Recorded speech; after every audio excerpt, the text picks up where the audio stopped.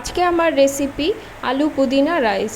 সম্পূর্ণ নিরামিষ এই আলু পুদিনা রাইসটা খেতে যেমন দুর্দান্ত হয়, বানানো কিন্তু খুব সহজ।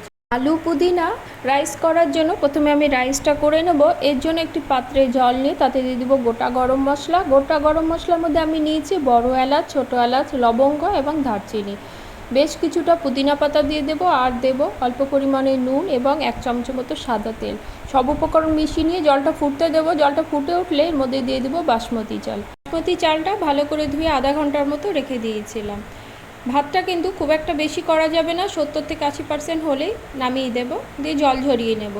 এবার একটি মশলা করব, তার জন্য নিয়ে নেব একটি বড় মাপের টমেটো, 2 থেকে 3 টুকরো আদা, 7 থেকে 8টা কাজু, জিরে গুঁড়ো, ধনে গুঁড়ো, আর দেব দই।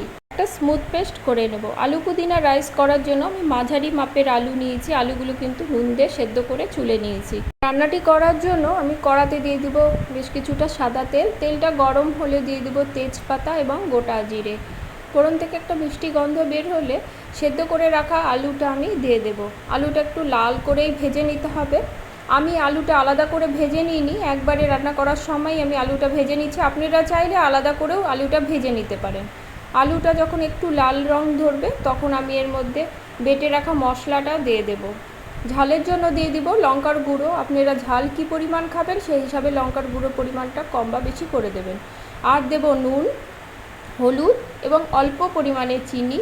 মশলার বাটিটা ধুয়ে জলটাও দিয়ে দেব, দিয়ে মশলাটা কিন্তু একটু সময় নিয়ে কষিয়ে নেব। এই প্রক্রিয়াটা একটু সময় নিয়ে করবেন, অল্প অল্প করে জল দেবেন এবং মশলাটা কষিয়ে নেবেন। এতে কষানোটাও ভালো হয়, রান্নাটার টেস্টও কিন্তু বেড়ে যায়। মশলাটা যখন বেশ কষানো হয়ে আসবে তখন আমি এর মধ্যে দিয়ে দেব বিরিয়ানি মশলা।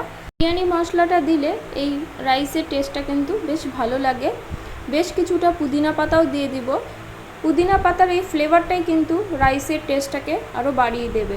মশলাটা বেশ কষানো হয়ে গেছে, তখন আমি এর মধ্যে দিয়ে দিব গরম জল। এই রান্নাটিতে কিন্তু অবশ্যই গরম জল ব্যবহার করবেন। বেশি খুব একটা ঝোল দেবার প্রয়োজন নেই, যেহেতু আলুও সেদ্ধ আছে এবং মশলাটাও বেশ ভালোভাবে কষানো হয়ে গেছে। ঝোলটা একটু ফুটে একটু ঘন করে নেব। ঝোলটা ঘন হয়ে গেলে আমি কিছুটা আলু এবং গ্রেভিটা তুলে নেব। আমি যেহেতু রাইসটা কড়াতেই দমে দেব, সেজন্য অর্ধেকটা পরিমাণ গ্রেভি তুলে নিয়েছি, সাথে কিছুটা আলুও তুলে নিয়েছি। বাকি মিশ্রণটা সমান করে দেব। সমান করে দিয়ে এর উপরে একটা রাইসের লেয়ার করে দেব। রাইসের লেয়ারটা করে উপরটা বেশ সমান করে দেব। খুব একটা চেপে চেপে কিন্তু দেওয়া যাবে না, আলতো হাতেই সমান করে দিয়ে এর উপরে আলু এবং গ্রেভির লেয়ারটা আবারও দিয়ে দেব। দিয়ে এর মধ্যে দিয়ে দেব বেশ কিছুটা ফ্রেশ পুদিনা পাতা, অল্প বিরিয়ানি মশলা এবং গরম মশলা। এবার এর উপরে আবারও একটি রাইসের লেয়ার দিয়ে দেব। রাইসের লেয়ারটা দিয়ে হাতার সাহায্যে আলতো হাতে সমান করে দেব।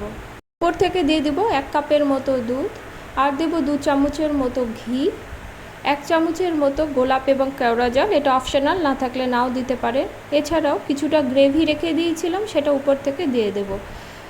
দমে দেবার জন্য সরাসরি আগুনে দেব না, একটা তাওয়া বসিয়ে তার উপরে কড়াটা রেখে ঢাকা দিয়ে 10 থেকে 15 মিনিটের মতো রেখে দেবো। গ্যাসের ফ্লেমটা কিন্তু একদম লো স্টিমে থাকবে।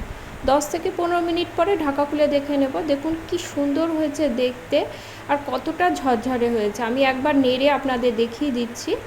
আজকে আমার এই আলু পুদিনা দম রাইস যদি আপনাদের ভালো লেগে থাকে, লাইক কমেন্ট করবেন এবং সাবস্ক্রাইব করে পাশে থাকবেন। দেখা হবে পরের কোনো রেসিপি নিয়ে। সকলে ভালো থাকবেন। ধন্যবাদ সকলকে।